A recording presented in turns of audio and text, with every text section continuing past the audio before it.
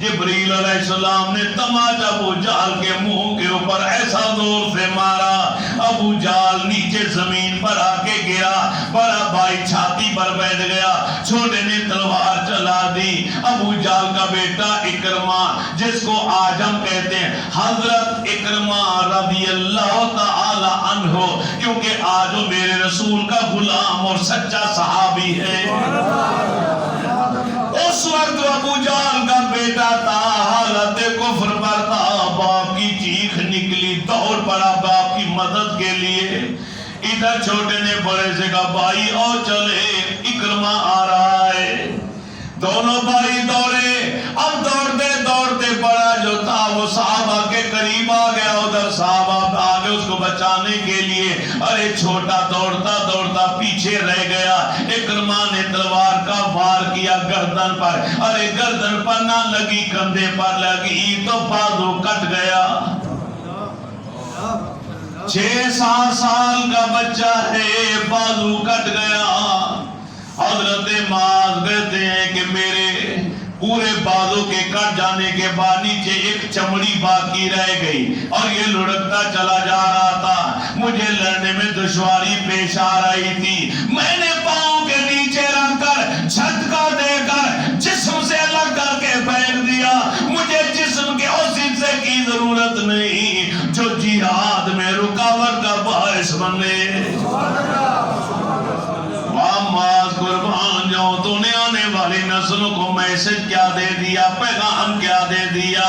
جسم کا کوئی ایک حصہ اللہ کی بارگاہ میں لڑنے سے، دین کی خاطر جہاد کرنے سے روکے، اسے جسم سے الگ کر دیا جائے۔ مجھے بولنے دیجئے، ارے جو مسلمانوں کی جماعت، جو مسلمانوں کا فرقہ ارے جہاد کا انکار کرے، اسے اسلام کی لٹ سے نکال دیجئے۔ یہی حضرت معاذ، جب اسلام کو فتح مل گئی، کامیابی مل گئی، نبی علیہ السلام کی بارگاہ میں 70 افراد مارے گئے، کافروں کے 70 قیدی ہو گئے، 14 مسلمان شہید ہوئے۔ حضرت عمر رضی اللہ تعالیٰ عنہ کا غلام تھا مجمع سب سے پہلا شہید۔ کافروں میں سے اسود بن عبد الاسود تھا جو سب سے پہلے جہنم رسید ہوا۔ 14 مسلمان، 70 کافر مارے گئے۔ یہاں سے بڑے بڑے گئے ہیں لڑنے کے لیے، صحیح سلامت واپس آئے۔ کافروں کا جو بھی بڑا آیا واپس نہیں گیا۔ رب کی حکمت ہے۔ 70 کافر مارے گئے، 70 گرفتار ہو گئے۔ 3 دن میرے رسول نے میدان بدر کے اندر پھر بھی گزارے۔ کل 17 کو جنگ ہوئی، 18 کو آج اللہ کے رسول وہی رہے، 19 کو بھی وہی رہے، 20 کو بھی وہی رہے۔ 3 دن میرے آقا نے بدر کے مقام پر قیام فرمایا۔ صحابہ کرام بیٹھے ہیں، یہ بچہ کسی سے چادر ادھار مانگ کر اوڑھ کر پیچھے سب سے پیچھے بیٹھا ہے تاکہ میرا کٹا ہوا بازو اللہ کے نبی دیکھ نہ لیں۔ اگر اللہ کے رسول کو پتہ چل گیا میرا بازو کٹ گیا ہے تو ناراض ہو جائیں گے۔ بیٹا میں نے تمہیں منع کیا تھا نا، میں نے روکا تھا کہ جنگ ہے، مت جاؤ مت جاؤ مت جاؤ، تم نے میں ضد کی، اب دیکھو تمہیں عیب لگ گیا، تمہارا بازو کٹ گیا۔ معصوم بچہ تھا، معصوم سوچتی کہ نبی کو پتہ نہ چلے۔ اس بچے کو کون بتائے؟ جو فرش پر بیٹھ کر عرش کی باتیں بتا سکتے ہیں، وہ کیسے نہیں جانیں گے کہ چادر کے نیچے کیا ہے؟ رسول اللہ نے اس طرح مجمع کو دیکھا، دیکھنے کے بعد معاذ پر نظر پڑ گئی، میرے نبی کی آواز گونجی، یا معاذ اللہ ببدر وانتم اذلہ، صدق اللہ العظیم۔ حاضرین محترم، آج 18واں روزہ ہے، 17 رمضان مبارک کو ایک جنگ عظیم ہوئی اسلام اور کفر کے درمیان بدر کے مقام پر۔ غزوہ بدر بھی کہتے ہیں، جنگ بدر بھی کہتے ہیں۔ یہ پہلا ٹاکرا تھا کفر اور اسلام کے درمیان۔ 313 کے قریب مسلمان تھے، بہت ہی کم تعداد جن کے پاس 70 کے قریب اونٹ تھے اور 6-7 گھوڑے تھے، 6-7 زیریں تھیں، 7-8 تلواریں تھیں، باقی خالی ہاتھ تھے، اور کفر کا مقابلہ کرنے کے لیے جا رہے ہیں۔ 1000 جنگجو سامنے ہیں اور سارے جوان ہیں، سارے تجربہ کار ہیں، اسلام کے پکے اصلی دشمن ہیں۔ ہر شخص کے پاس تلوار بھی ہے، کھانے پینے کی وافر اشیاء بھی ہیں، زریں بھی ہیں، تیر کمان بھی ہیں، مکمل کفر لیس ہے اسلحے سے۔ اور ادھر نہتے مسلمان، بعض لوگوں کے پاس تو ہاتھ میں سوٹی بھی نہیں ہے، چھڑی بھی نہیں کہ لڑیں کیسے، مگر ان میں سے ہر ایک شخص ایسا ہے جس کو 100% سے بھی کئی 100 گنا زیادہ رب پر، رب کے رسول پر، رب کی مدد پر یقین۔ ہر شخص اتنا ایمان ہے ان کے سینوں میں، اتنا عشق ہے ان کے سینوں میں، کمال کا ایمان ہے۔ وہ بچہ ہے یا بوڑھا ہے، عورت ہے یا مرد ہے، تلوار ہے یا نہیں، چھڑی ہاتھ میں ہے کہ نہیں، ایمان اتنا کامل اور مضبوط ہے کہ ہر شخص خوشی سے سرشار ہے کہ آمنہ کے لال نے فرما دیا ہے کہ آج فتح ہماری ہے، ہمارے پاس اسلحہ ہو یا نہ ہو، تعداد ہمارے پاس زیادہ ہو یا نہ ہو، غلبہ ہمیں ملے گا، فتح ہماری ہو۔ اتنا یقین اپنے رسول کی زبان پر، رب کی توحید پر، نبی کی نبوت اور رسالت پر، اور اپنے کامل ایمان پر اتنا یقین آج تک دنیا نے کہیں بھی نہیں دیکھا۔ ارادہ نہیں تھا جنگ کرنے کا، جنگ کے ارادے سے تو سرکار گئے ہی نہیں، عمرے سے روکا گیا تھا، مسلمانوں کو غصہ تھا۔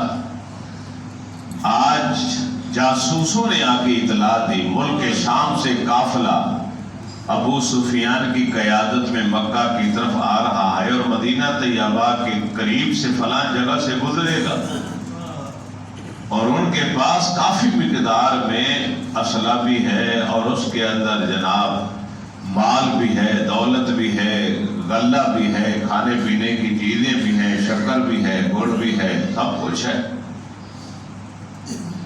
تو اس قافلے کو روکا جائے، مکے نہ پہنچنے دیا جائے۔ اگر مکے پہنچ گیا تو مکے والوں کے پاس اتنا مال ہو جائے گا کہ پھر وہ زیادہ سوچیں کہ مدینے پر چڑھائی کرنے۔ جو ہی جاسوس نے اطلاع دی، اللہ کے رسول نے وہی کھڑے کھڑے فرمایا، جتنے لوگ یہاں ہو جلدی جمع ہو جائیں۔ اب قریب جتنے لوگ تھے آ گئے، کچھ گھروں سے نکل کر آ گئے۔ پہاڑوں پر نہیں جانے کی اجازت، ٹائم نہیں ہمارے پاس، تلواریں لینے کی اجازت نہیں ہے، تیر کمان اٹھانے کی اجازت نہیں، بس جو تمہارے پاس اس وقت ہے بس یہی کچھ ٹھیک ہے، میرے ساتھ اور میرے ساتھ چلو۔ اگر آپ اجازت دیتے کہ پہاڑوں پر بھی جو رہتے ہیں لوگ انہیں بھی بلا لو اور اپنے گھروں سے تلواریں بھی لے آؤ، عرب کا تو دستور تھا کہ ہر عربی اپنے پاس تلوار رکھتا تھا، پھر تو نقشے کچھ اور۔ مورخ تاریخ لکھنے والا حیران اور پریشان ہو گیا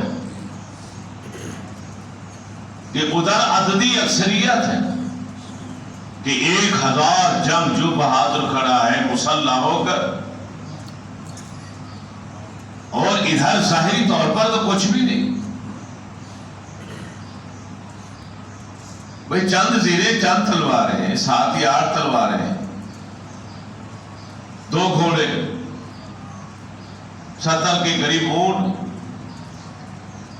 ایک اونٹ پر بھی 3 لوگ سواری کرتے باری باری۔ نبی علیہ السلام کے حصے میں جو اونٹ آیا اس کے اوپر آپ نے مولا علی اور حضرت ابو لبابہ کی ڈیوٹی لگائی کہ تم میرے ساتھ آؤ، ہم باری باری سوار ہوں۔ دنیا کو میسج دینا تھا کہ عدل کیا ہوتا ہے، انصاف کیا ہوتا ہے، مساوات کس چیز کا نام ہے۔ اپنا سفر جب طے کر لیا تو اللہ کے نبی نے سواری کو روکا، فرمایا اب وعدے کے مطابق ہمارا سفر مکمل ہو گیا، اب ہم پیدل چلیں گے۔ غلاموں سے کہا تم اپنی باری کے مطابق اوپر آئے۔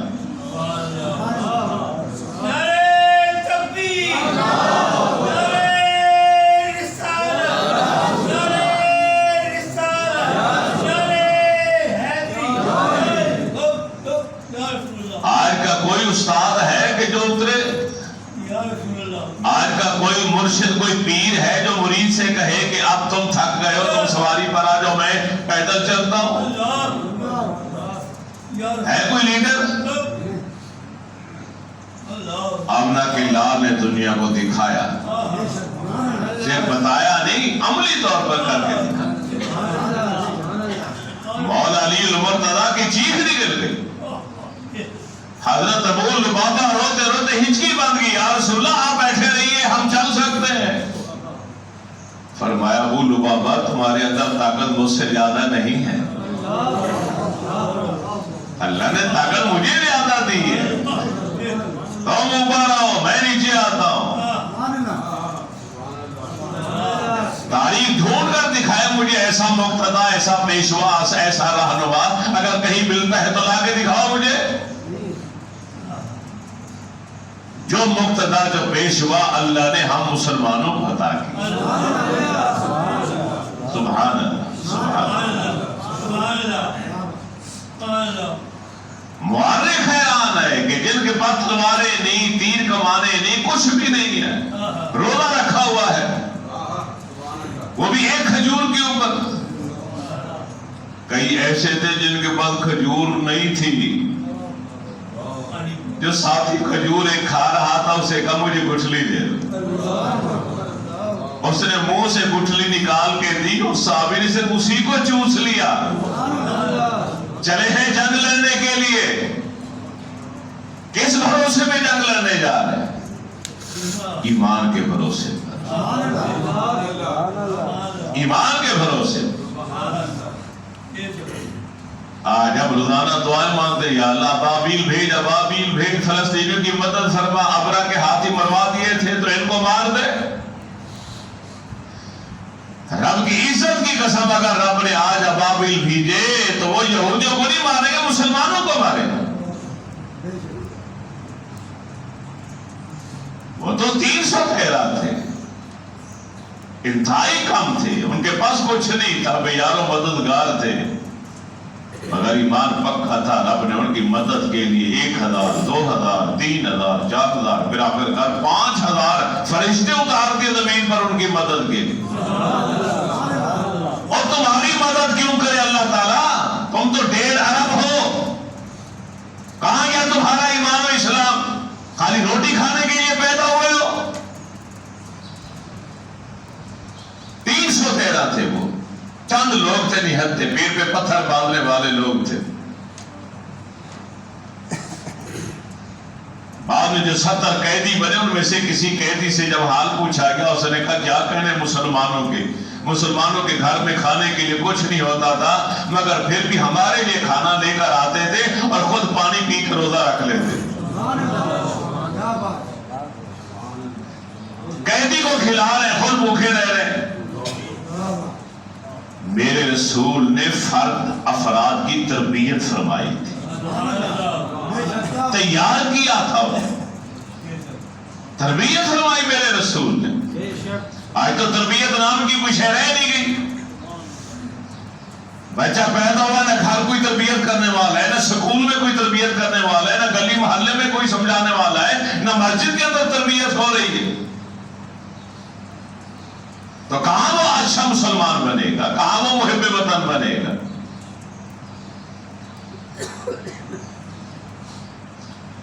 وہ بچے ہی تو تھے معاذ اور محبت، اسی جنگ میں تھے.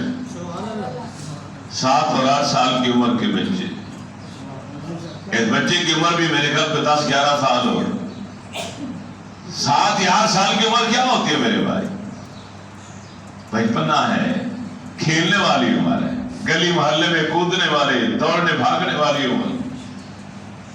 لیکن آج وہ اپنے بازو سے ماں کو جب ڈال کے رو رہے ہیں. ماں رو نہیں، ہم ہیں. کیوں روتی؟ بیٹا اس لیے روتی ہوں کہ آج ہر گھر سے کوئی نہ کوئی جا رہا ہے، میرا گھر محروم رہ گیا. کاش تمہارے ابا ہوتے، تمہارا کوئی بڑا بھائی ہوتا، میں بھی رسول اللہ کے ساتھ بھیجتے اور فخر کرتا. عورتیں جب اکٹھے بیٹھتی تھی تو وہ عورتیں فخر کیا کرتی تھی جن کا شوہر، جن کا باپ، جن کا بیٹا جنگ میں شہید ہو چکا، اور جن کے گھر کا کوئی آدمی گیا ہی نہیں یا شہید نہیں ہوا، وہ سر جھکا کے شرمسار ہو کے بیٹھتے ہیں کہ ہم کیسے سر اٹھا کے بات کریں. یہ تو شہید کی ماں ہے، یہ شہید کی بیوہ ہے، یہ شہید کی بہن ہے، یہ شہید کی بیٹی اور بیٹا ہے. ہم کس سے بات کریں اور کس منہ سے بات کریں؟ ہمارے گھر سے تو کوئی گیا ہی نہیں.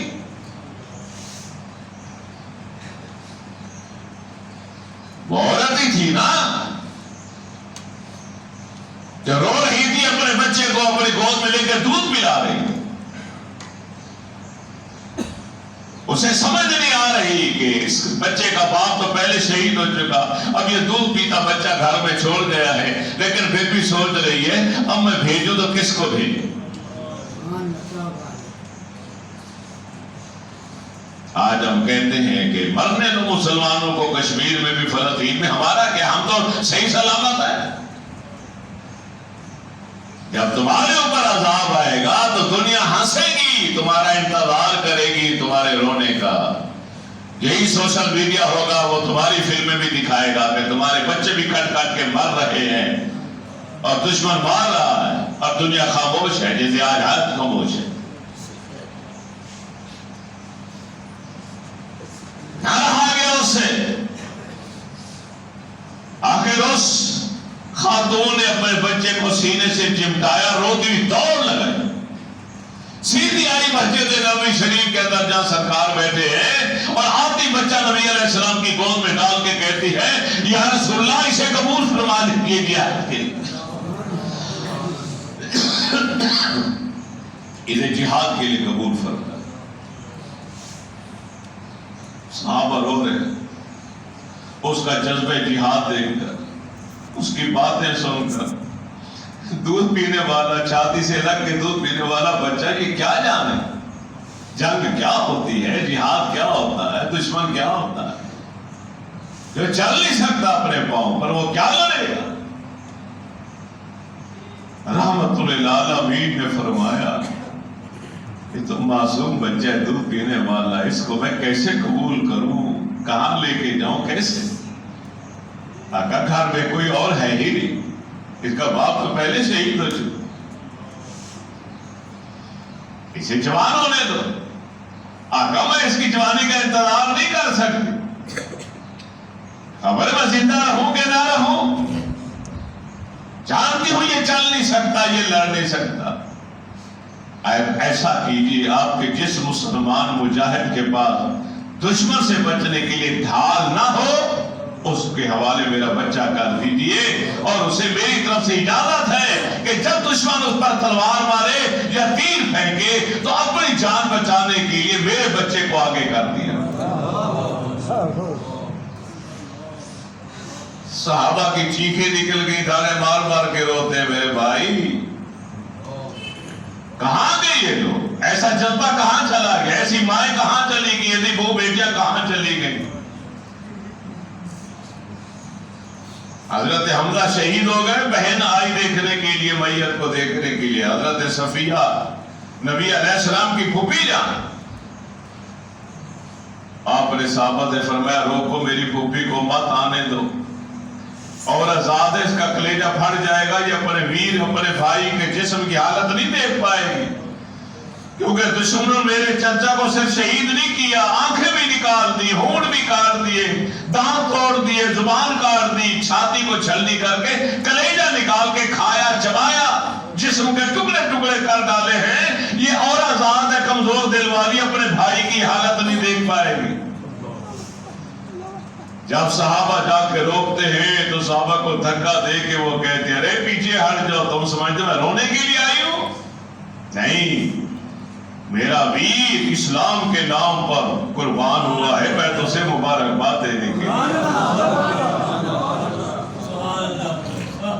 جب تک یہ جذبہ تمہارے اندر نہیں آئے گا، کوئی فرشتہ تمہاری مدد کے لیے نہیں آئے گا. یہ کان کھول کر میری بات سن لو، مت انتظار کرو ابابیلوں کا، مت انتظار کرو فرشتوں کا. وہ تو 313 تھے تو ان کی مدد کے لیے فرشتے لازمی تھے اتارنے، وہ فرض آتا تھا. آج 70-80 لاکھ یہودی ہیں اسرائیلی، اور 1.5 ارب مسلمان ہیں. 1.5 ارب مسلمان، ایٹمی قوت، ایٹمی میزائل، لاکھوں میں فوج. صرف پاکستان کے پاس 6.25 لاکھ 6.5 لاکھ فوج ہے. پھر ابابیل بھیجے اللہ تعالیٰ، پھر فرشتے بھیجے مدد کے لیے، ہم کچھ نہیں کر سکتے. آج تمہارا امتحان ہے. ابو سفیان کو پتا چلا کہ مسلمان میرے تعاقب میں آ رہے ہیں مال تجارت چھیننے کے لیے. اس نے کیا کیا؟ فوری طور پر راستہ بدل لی. ادھر مکے پیغام بھیج دیا زمزم بن عدی کے ذریعے، اسے اجرت دی کہ جاؤ مکے جلدی جا کے انہیں ابو جہل سے کہو کہ مال تجارت میں مال بہت زیادہ ہے، ایسا نہ ہو کہ مسلمان اس پہ قبضہ کر لیں. مجھے اطلاع ملی کہ وہ آ رہے ہیں، جلدی میری مدد کے لیے پہنچو. ابو جہل نے اعلان کیا فوری طور پر لوگوں کو کہا اکٹھے ہو جاؤ، اسلحہ لے کر آؤ، تلواریں، تیر، کمانے اور چندہ بھی لے کر. 2.5 لاکھ روپیہ اس دور کا اکٹھا ہوا چند گھنٹوں کے اندر. کافروں نے اکٹھا کیا، خود کو خود دیا، اور تو نے زیور اتار کے دی. آج میں مسجد اور مدرسے کے نام پہ چندہ مانگتا ہوں تو منہ لٹکا کے مسلمان بیٹھ جاتا، چپ کر کے نکل جاتا ہے. کیا کوئی آسمان سے آئے گا اس کو بنانے کے لیے؟ آج ہر مسلمان یہ سوچتا ہے کوئی اور آئے گا، کوئی اور آئے گا. یہ اور کی ذمہ داری نہیں، یہ مسجد تمہاری ہے، یہ مدرسہ تمہارا ہے، یہ تمہاری ڈیوٹی ہے. باہر سے کون آئے گا؟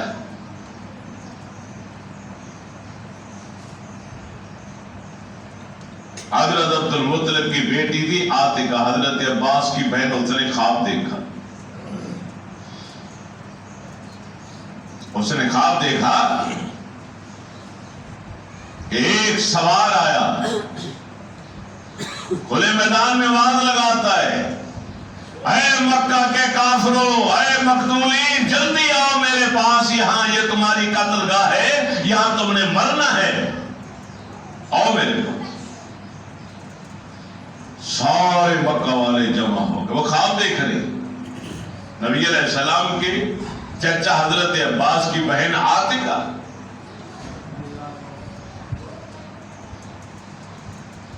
اور پھر وہ سوار کعبے کے اوپر آ گیا. پھر اس نے آواز لگائی. ایک بڑا پتھر تھا، اس نے نیچے پھینکا، اس کے ٹکڑے ٹکڑے ہو گئے، اور مکہ کے ہر گھر کے اندر اس کا ٹکڑا داخل ہو گیا. اس نے اٹھ کر صبح حضرت عباس کو خواب سنا ہے. حضرت عباس باہر نکلے تو ولید مل گیا، اس کو بتا دیا، اس نے عتبہ کو بتا دیا. ابو جہل تک بات پہنچ گئی. ابو جہل نے حضرت عباس کو پکڑ لیا. 3 دن کی مہلت ہے، اگر یہ خواب سچا نہ ہوا تو میں پورے مکہ کو بتاؤں گا یہ خاندان قریش کا ہے ہی ایسا، معاذ اللہ. اس نے کہا کہ کہ مرد تو مرد رہے کہ عورتیں بھی جھوٹے خواب بیان کرتی ہیں اور ہمیں ڈراتی ہیں. حضرت عباس رضی اللہ تعالیٰ عنہ فرماتے ہیں بھی تیسرا دن نہیں ہوا کہ زمزم بن عدی جس کو ابو جہل نے بھیجا تھا وہ آ گئے.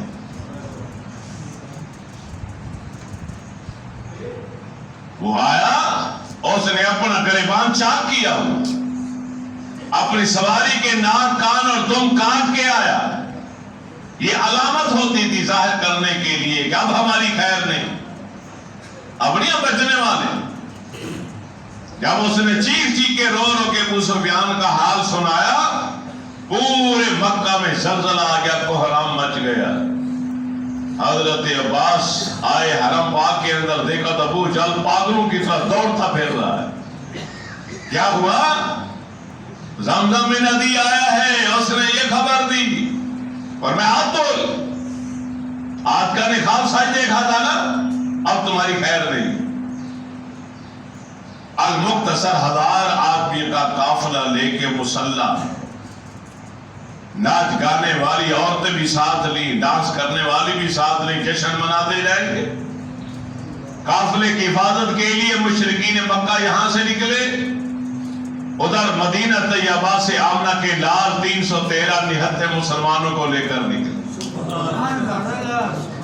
ابو سفیان اس وقت حالت کفر پر تھے. آج حضرت ابو سفیان رضی اللہ تعالیٰ عنہ صحابی رسول ہے، نبی علیہ السلام کے سسر ہے، کاتب وحی حضرت امیر معاویہ رضی اللہ تعالیٰ عنہ کے والد ہیں. ان کی بیٹی حضرت ام حبیبہ نبی علیہ السلام کی زوجہ ہے، مسلمانوں کی ماں ہے. یہ واقعہ اس وقت ہے جب وہ حالت کفر پر. ابو سفیان نے راستہ بدلا اور باحفاظت مکے کی طرف نکل گئے، اور ادھر یہ دو قافلے بدر کے میدان کی طرف رواں دواں. راستے میں ابو جہل کو خبر ملی کہ ابو سفیان قافلہ لے کے صحیح سلامت نکل گیا ہے، اب خطرہ کوئی نہیں، مگر اس کے اندر فرعونیت تھی. جب وہ مارا گیا تھا تو اللہ کے نبی کے سامنے قدموں میں جب اس کا سر عبداللہ بن مسعود کاٹ کر لے آئے تو آپ نے فرمایا ہر امت کا ایک فرعون ہوتا ہے، میری امت کا فرعون ابو جہل فرعون تھا. اطلاع ملی قافلہ واپس چلا گیا، واپس آ جائیے. اس نے کہا نہیں، میں نے واپس نہیں جانا، اب تو میں مدینے اور مدینے میں رہنے والوں کا معاذ اللہ نام و نشان مٹا کے ہی آؤں. بدر بن حارث کی یہ زمین تھی، اس کے نام سے منسوب یہ میدان بدر تھا. 5.5 میل لمبا، 4 میل چوڑا. یہاں پر کفار نے آ کے چٹیل میدان کے اندر ڈیرا لگا لی.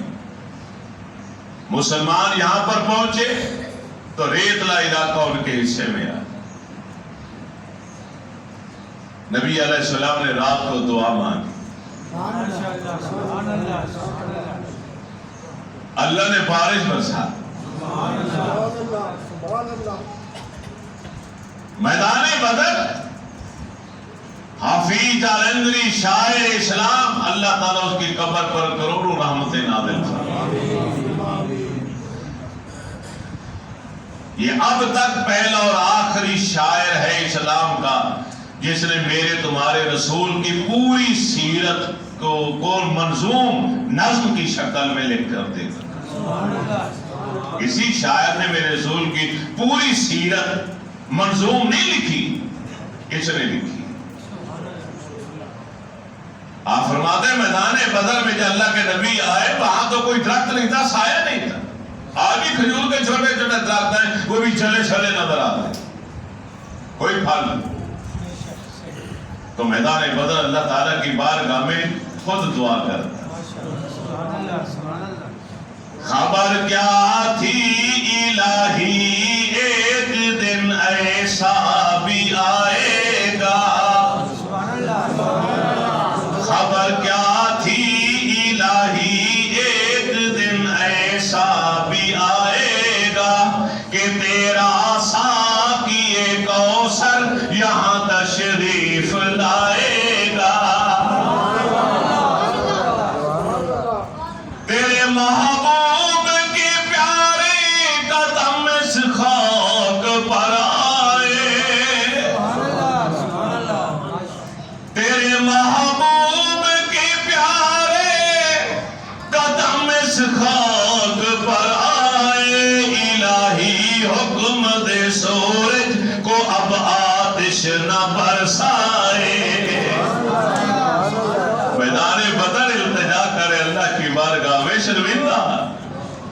ساقی کوثر میرے پاس آئے ہیں، نہ پانی ہے نہ سایہ ہے، کیا پیش کر؟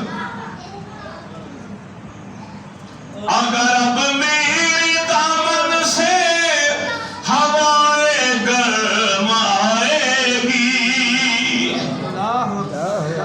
اگر اب میری دامن سے ہوائے گرم آئے گی تو مجھ کو رحمت للعالمین سے شرم آئے گی۔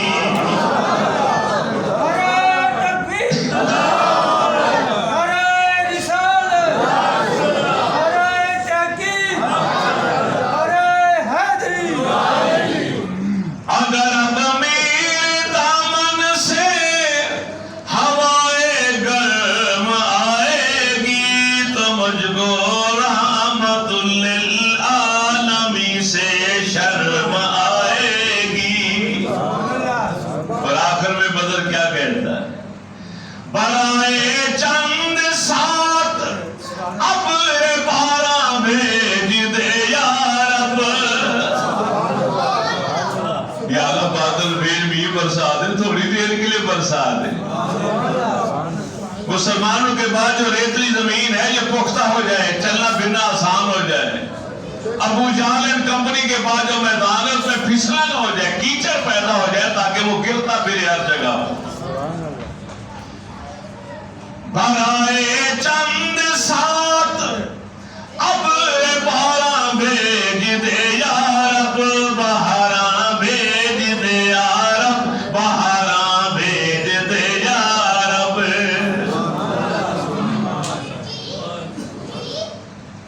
سید آمنہ کے لال امام الانبیاء سرور کائنات صلی اللہ علیہ وسلم نے صحابہ کو حکم دیا آرام کیجئے۔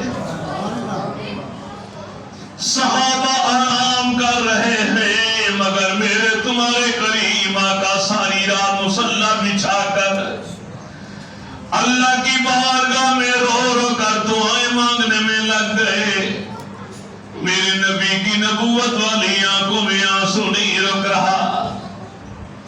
کالی کملی والے روتے ہوئے دعا مانگتے، یا اللہ میرا کل اثاثہ یہی ہے، ساری زندگی کی دولت یہی، میری کمائی یہی، میرا اثاثہ یہی، میرے بازو یہی، یہ 313 نیت مسلمان مولا میں نے لے کر حاضر ہو گیا ہوں۔ تو نے مجھ سے وعدہ کیا تھا مدد کرنے کا، تو نے زبان دی تھی مجھے کہ میرے دین کی خاطر محبوب مسلمانوں کو لے کر نکلو، مدد میں کروں گا۔ یا اللہ وہ گھڑی آ گئی، وہ وقت آ گیا ہے، اپنی مدد نازل فرما۔ کریم آقا علیہ السلام دعا مانگتے ہیں، ہاتھ اٹھاتے ہیں، ہاتھ اڑتے اڑتے اڑتے اڑتے کندھوں سے بھی اوپر چلے گئے، نگاہ آسمان کو چھونے لگ گئی، کالی کملی کندھے سے نیچے آ گئی۔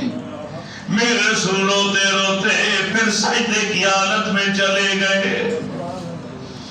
ارے دنیا والو تم بھی بڑے عجیب ہو، میدان کربلا کے اندر حسین کے سجدے کو یاد رکھا تم نے، مگر اس چھپر کے نیچے عریشے کے اندر جہاں مسجد العریش میدان بدر کے اندر، یہاں پر کالی کملی والے جب سجدہ ریز ہوئے، صدیق اکبر سے اپنے نبی کا رونا دیکھا نہ گیا۔ ابو قحافہ کا بیٹا سجدے کی حالت میں نبی سے لپٹ جاتا ہے، عرض کرتا ہے یا رسول اللہ بس کیجئے، اس سے آگے مت روئیے آقا، آسمان پھٹ جائے گا، زمین پھٹ جائے گی۔ صدیق اکبر رضی اللہ تعالیٰ عنہ تسلی دیتے دیتے وجد کی حالت میں آ گئے اور کہنے یا رسول اللہ بس کیجئے آقا، سر اٹھائیے، ارے دیکھیے اپنی آنکھوں سے اللہ کی مدد آ گئی ہے۔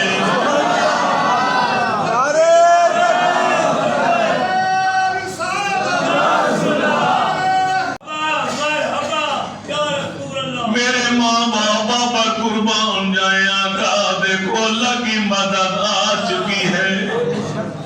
صدیق کے اندر کے الفاظ سنے، کالی کملی والے نے سر اٹھایا، فرمایا ابو بکر مبارک کو جبریل آ گیا ہے۔ ارے پیدر پہ ملائکہ اترنے شروع ہو گئے۔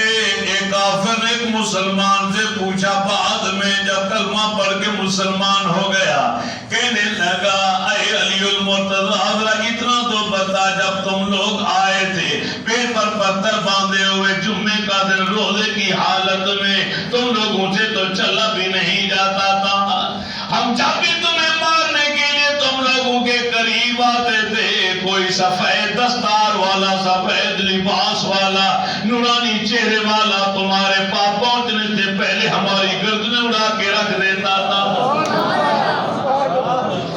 ارے وہ لوگ کون تھے، کہاں سے آئے تھے؟ یکدم ظاہر ہوتے تھے، ہمارے لوگوں کو کاٹ کے رکھ دیتے تھے۔ مولا علی المرتضی مسکرا کے کہتے ہیں وہ ملائکہ تھے جو مسلمانوں کی مدد کے لیے رب نے بھیجے۔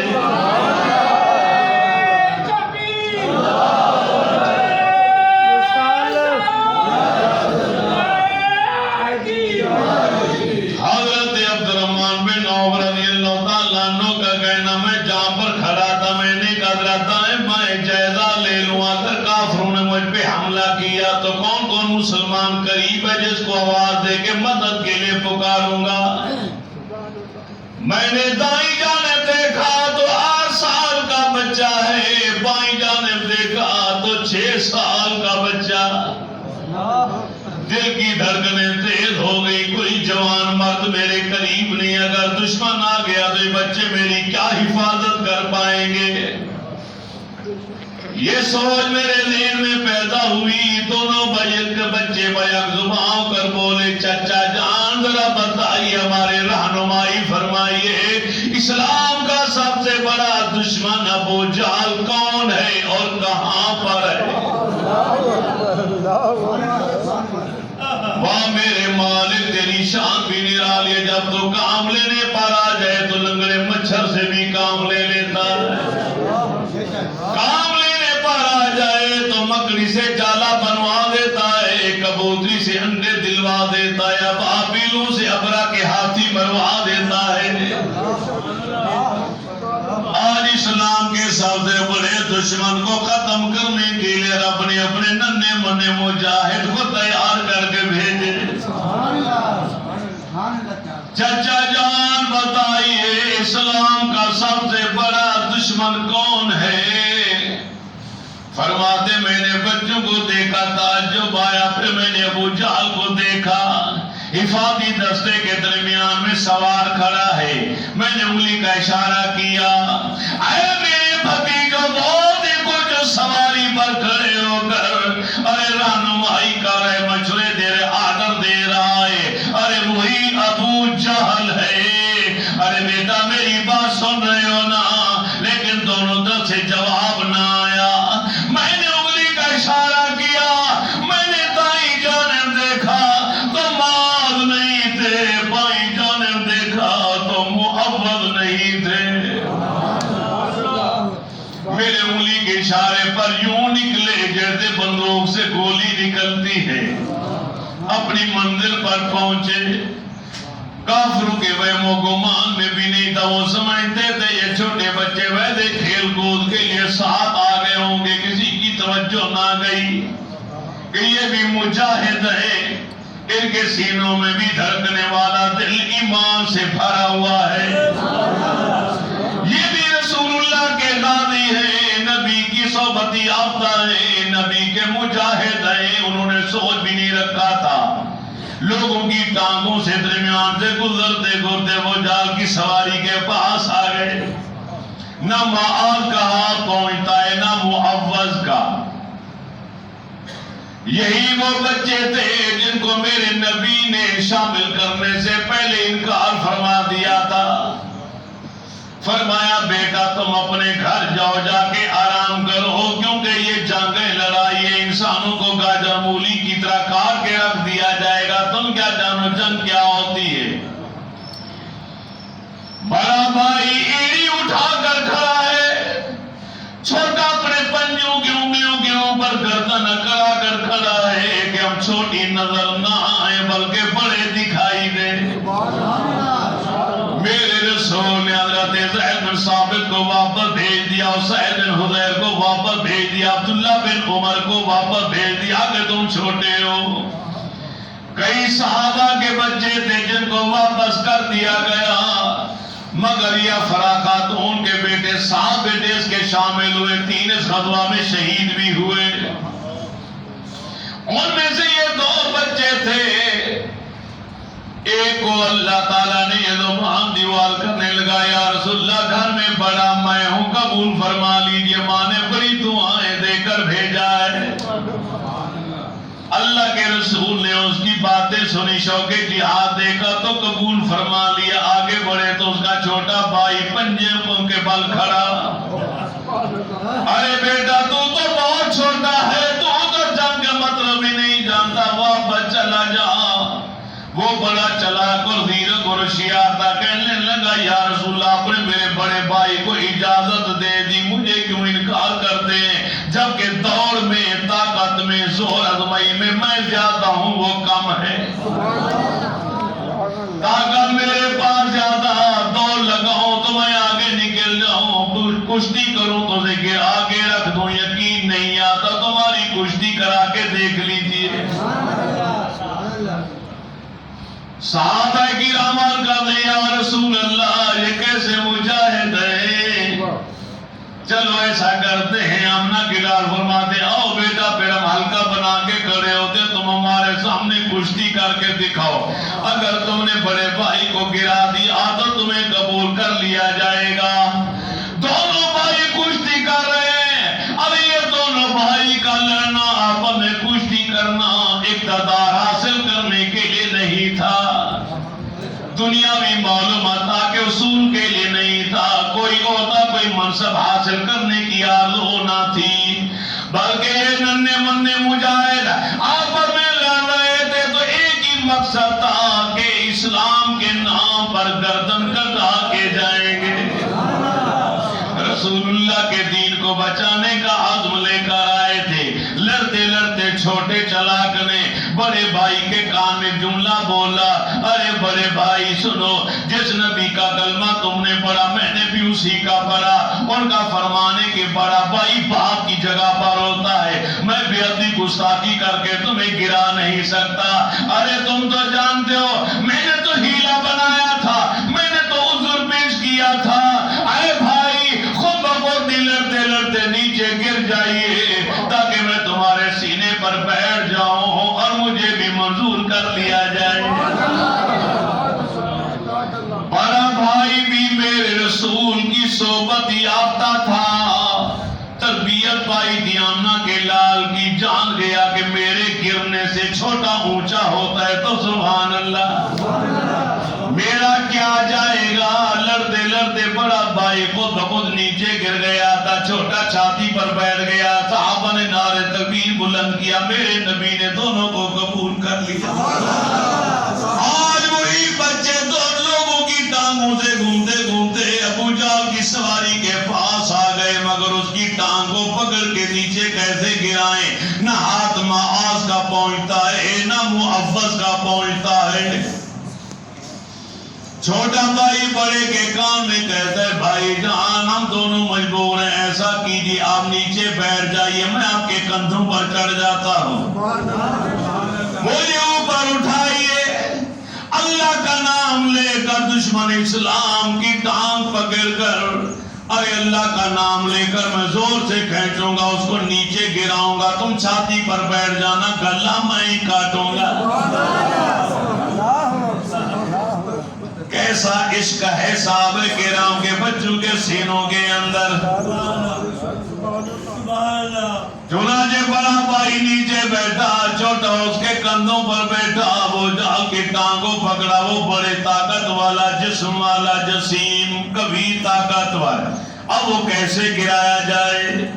میرے رب کی رحمت کا دریا جوش میں آیا. رب نے فرمایا جبرائیل تماشا کیوں دیکھتے ہو, جاؤ جا کر ایک ہی تھپڑ مار کے ابو جہل کو نیچے گراؤ. ابو جہل آیا ادھر, ارے چھوٹے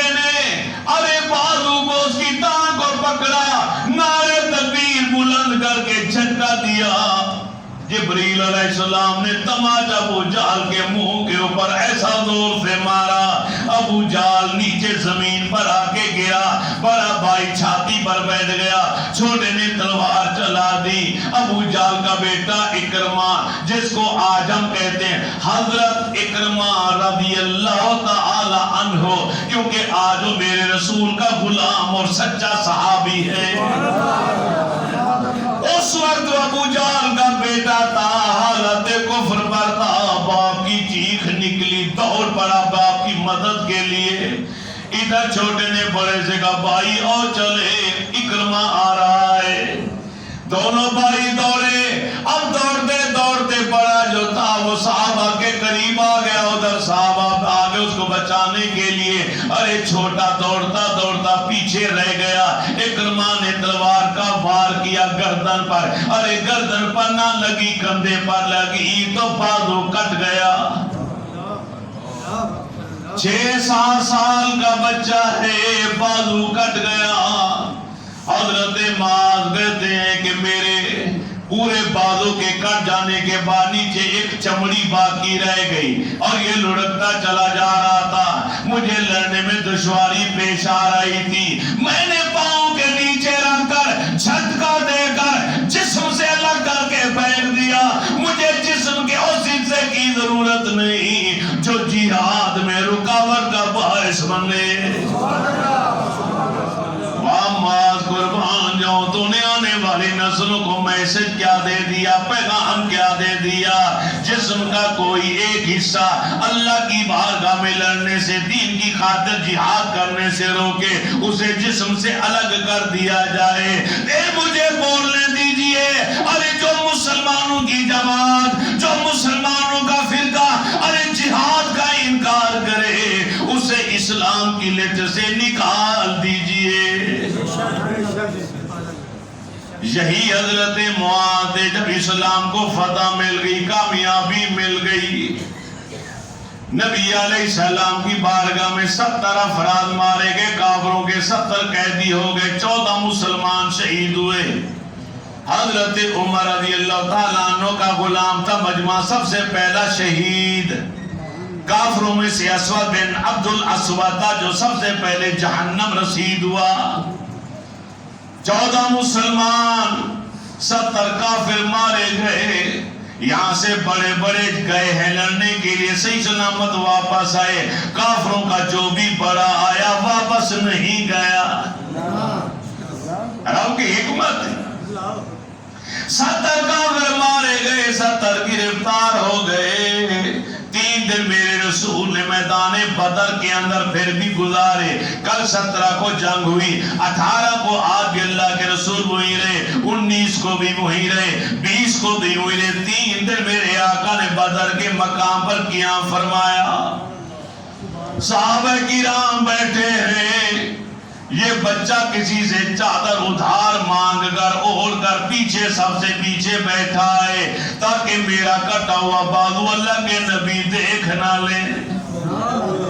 اگر اللہ کے رسول کو پتہ چل گیا میرا بازو کٹ گیا ہے تو ناراض ہو جائیں گے۔ بیٹا میں نے تمہیں منع کیا تھا نا، میں نے روکا تھا کہ جنگ ہے مت جاؤ مت جاؤ مت جاؤ، تم نے میں ضد کی، اب دیکھو تمہیں عیب لگ گیا، تمہارا بازو کٹ گیا۔ معصوم بچہ تھا، معصوم سوچتی کہ نبی کو پتہ نہ چلے۔ اس بچے کو کون بتائے؟ جو فرش پر بیٹھ کر عرش کی باتیں بتا سکتے ہیں، وہ کیسے نہیں جانیں گے کہ چادر کے نیچے کیا ہے؟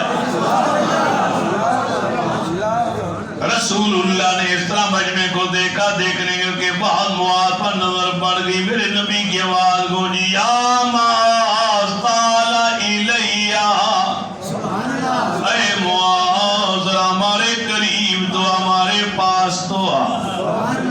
ننھا منہ مجاہد بازو کٹ چکا ہے، ہڈی کٹ گئی ہے، گوشت کٹ گیا ہے، خون کے فوارے جاری ہیں، مگر چہرے پر ایمان کی بشاشت تر و تازگی ہے، آنکھوں میں نور ایمان کی چمک ہے، لبوں پر مسکراہٹ ہے۔ مسکراتا ہوا شیر دیئے، ارے یہ نوجوان میرے رسول کی بارگاہ میں آیا، میرے نبی نے ایک صحابی دیکھا چادر اتارو، جب جب اس نے چادر اتاری بازو کٹا ہوا الگ ہے ہی نہیں. صحابہ کی چیخیں نکل گئی. کئی صحابہ دھاڑے مار مار کر روتے رہے. کالی کملی والے پر معجزے کا ظہور ہونے لگ گیا. میرے نبی بھی وجد میں آ گئے. آپ کی میرا آواز گونجی, اے میرے مجاہدو جلدی کرو, میدان کے اندر دوڑ جاؤ, تلاش کرو, جہاں بھی اس کا کٹا ہوا بازو ملے لے کر میرے پاس آ جاؤ. تلاش کے بعد ایک صحابی کو کٹا ہوا چھوٹا ننھا منا بازو مل گیا. وہیں سوال کر دیا, یا رسول اللہ بازو مل گیا. فرمایا جلدی لے آ. کب کا کٹا تھا؟ لوگوں کے نیچے, پاؤں کے نیچے آتا رہا, گھوڑوں کے نیچے آتا رہا, مٹی لگی, گرد و غبار لگ گیا. اتنی دیر ہو گئی, صبح جنگ ہوئی, اب تو سورج ڈھلنے کو آ گیا ہے. میرے نبی کے ہاتھوں میں جب وہ بازو آیا, رسول اللہ نے اپنی کالی کملی سے مجاہد کے بازو کو صاف کیا. ارے بازو تو کتنا خوش نصیب ہے. اے معاذ, تیری قسمت کے کیا کہنے کہ تو نے اسلام کے لیے سچا جذبہ دل میں پیدا کیا, تو اللہ کے رسول کو تجھ پر پیار کتنا آ گیا. آمنہ کے لال نے بازو کو صاف کیا, معاذ کے کندھے سے لہو کو صاف کیا. پھر وہ لعاب دہن مبارک جو علی کی آنکھوں میں لگا, صدیق کی ایری پہ لگا, کھاری کنویں کے اندر گیا, جابر کی ہنڈیاں میں گیا, عبد بن عتیق کی ٹوٹی ہوئی پنڈلی پر لگا. آج وہی لعاب دہن مبارک میرے نبی نے معاذ کے کندھے پہ لگایا, اللہ کا نام لے کے بازو فٹ کر دیا.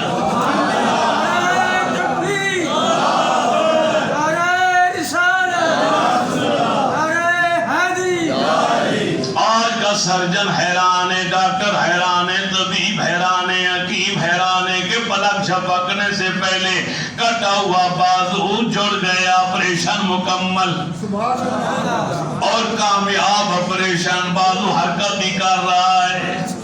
حضرت معاذ کا کہنا عشق کے جملے تھے. لوگ پوچھتے تھے کون سا بازو کٹا, تو اشارہ کرتے تھے یہ بازو میرے رب نے دیا, یہ رب کے حبیب نے دیا. یہ کبھی کبھی تھک جاتا ہے, یہ تھکنے کا نام بھی نہیں لیتا.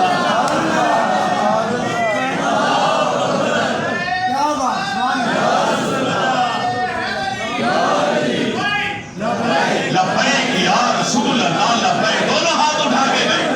لبیک لبیک لبیک یا رسول اللہ, لبیک لبیک لبیک یا رسول اللہ. اسلام کو رب نے فتح عطا جو قیدی تھے, اور میں نبی علیہ السلام کے چچا حضرت عباس بھی قیدی تھے.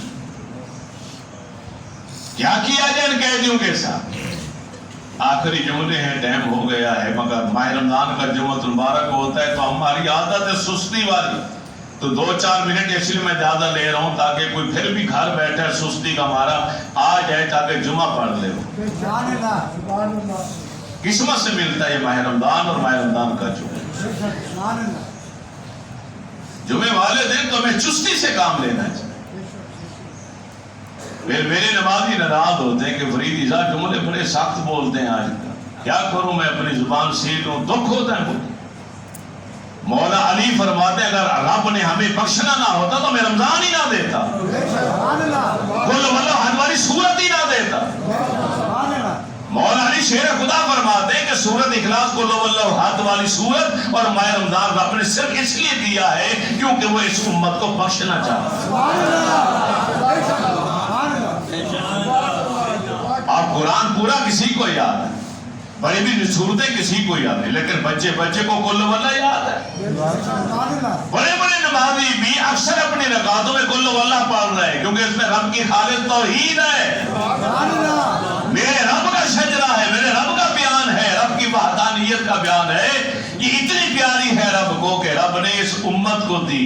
اسے کثرت سے پڑھو، میں تمہیں معاف کرنا چاہتا ہوں۔ یہ مہینہ پورا تمہیں دیا، کسی امت کو نہیں دیا، کسی کو 2 روزے دی، کسی کو 3، کسی کو 5، تمہیں پورے مہینے کے 29 یا 30 روزے دے رہا ہوں، بخشنا چاہتا ہوں، تمہیں معاف کرنا چاہتا ہوں۔ پورے ہفتے میں اتنے لوگ بخشے نہیں جاتے جتنے جمعے والے دن بخشے جاتے، پھر بھی گھر بیٹھا ہوا، پھر بھی سو رہے مسلمان اور انتظار میں ابابیل آئے۔ آج مسلمان کا امتحان تو صرف 5 وقت کی نماز سے لیا جا رہا ہے۔ چند لوگ ہوں گے جو دوسرے علاقوں سے ہیں، ورنہ اکثریت یہاں کی مسجد بھر کی مدرسہ بھر گیا، باقی نمازوں میں کیوں نہیں بھرتی مسجد؟ اس وقت مسلمان کہاں چلے جاتے؟ بتائیے نا۔ اگر ہر نماز کے وقت یہی مسلمان اسی طرح آئیں، اسی ذوق شوق کے ساتھ آئیں کہ رب کی نماز ہے، رب کے گھر میں جانا ہے، ہر نماز کے وقت مسجد فل بھر جائے، پھر میں دیکھتا ہوں کہ ان کی دعا پر فرشتے آمین کیوں نہیں کہتے؟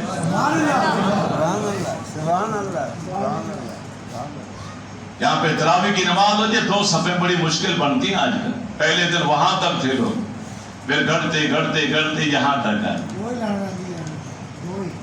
اور 25ویں 26ویں روزے تک میرے گھر رہ جائے گی، 1 آدھی 1.5 صف رہ جائے گی، پھر 27ویں والے دن پھر بھر جائے گی۔ کیوں؟ کٹا جو کھانا ہوتا ہے کٹے کے لیے آتے ہیں، رب کی نماز کے لیے نہیں آتے، بخشش کرانے کے لیے نہیں آتے۔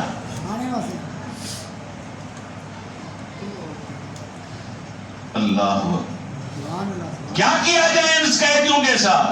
حضرت عمر فرمان لگے، سرکار میرا رشتہ دار میرے حوالے کیجیے، ابو بکر کا رشتہ دار اس کے حوالے کیجیے، ان کی گردنیں ہم اڑا کے رکھ دیتے ہیں، مار دیں گے سب۔ صدیق اکبر رضی اللہ تعالیٰ عنہ کا بیٹا عبد الرحمن اس وقت ابھی حالت کفر پر تھا، ایمان نہیں لائے، وہ بھی جنگ میں شریک تھا، بعد میں جب کلمہ پڑھ کے مسلمان ہو گئے، صحابی رسول بن گئے، تو اپنے والد سے کہنے لگے، ابا جان جنگ بدر میں 3 مرتبہ آپ میری تلوار کی زد میں آئے، لیکن میں نے چھوڑ دیا کہ باپ ہے اس کو نہ ہی ماروں۔ آپ نے فرمایا، خدا کی قسم بیٹا میں نے تمہیں نہیں دیکھا، اگر میں ایک بار بھی دیکھ لیتا تو میں تیری گردن اڑا کے رکھتا، میں نہ خیال کرتا کہ تو بیٹا ہے، میں ترجیح اپنے دین کو دیتا، اپنے نبی کو دیتا، اپنے رب کو دیتا۔ رشتہ داری کیا چیز ہے؟ بیٹا ہوا تو کیا ہوا، میرے نبی کا دشمن ہے، میرا بھی دشمن۔ صدیق اکبر رضی اللہ تعالیٰ عنہ سے پوچھا گیا، آپ فرماتے ہیں یا رسول اللہ فیصلہ تو آپ نے کرنا ہے، لیکن میری رائے ہے کہ ان کو چھوڑ دیا جائے، جزیہ لے لیا جائے، جرمانہ لے لیا جائے، تھوڑے بہت پیسے لے لیجیے، مسلمان غریبوں کے کام آ جائیں گے، ان کو چھوڑ دیں۔ اگر یہ کلمہ نہیں پڑھتے، ہو سکتا ہے کچھ پڑھ بھی لیں، نہیں بھی پڑھیں گے، ہو سکتا ہے ان کے بچوں میں سے کوئی کلمہ پڑھ لے۔ رحمت للعالمین نے ابو بکر صدیق کے مشورے کو قبول فرمایا، انہیں کہہ دیا گیا لاؤ جرمانہ 4000 درہم دینار۔ آپ کے چچا حضرت عباس کہنے لگے میرے پاس 1 پائی نہیں، 1 روپیہ نہیں، میں تو انتہائی مفلس ہوں، میں کہاں سے لاؤں؟ مدینہ طیبہ ہے 450 کلومیٹر دور مکہ، وہاں سے آئے حضرت عباس نبی کے چچا، اعلان کرتے میرے پاس تو ہے کچھ نہیں، میں نہیں جرمانہ ادا کر سکتا۔ میرے نبی نے فرمایا چچا ادھر آؤ، سب کے سامنے بات نہیں کرنی، ادھر آؤ۔ چچا قریب آئے تو میرے رسول نے ان کے کان میں کہا، چچا جب مکے سے نکلے تھے تو رات کے وقت میری چچی ام الفضل کے ساتھ بیٹھ کے اپنے سین میں گڑھا کھود کے جو سونا چاندی دفن کیا تھا وہ کدھر ہے؟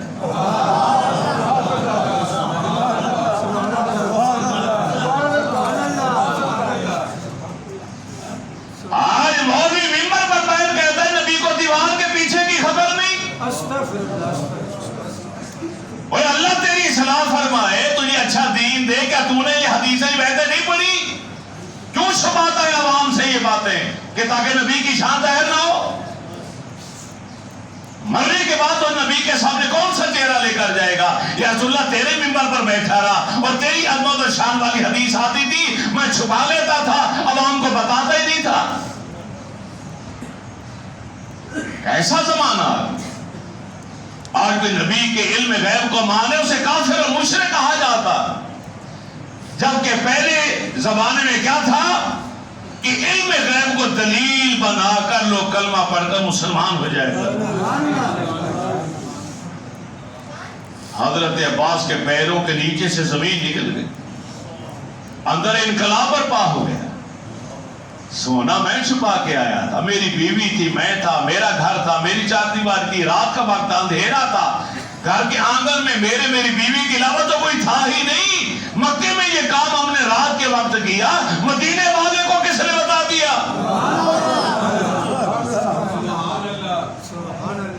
آگے بڑھ کے کہتے ہیں چچا اپنا بھتیجے سونا بھی دوں گا بعد میں، لیکن پہلے کلمہ پڑھا۔ یہ خبر سچا نبی ہی دے سکتا۔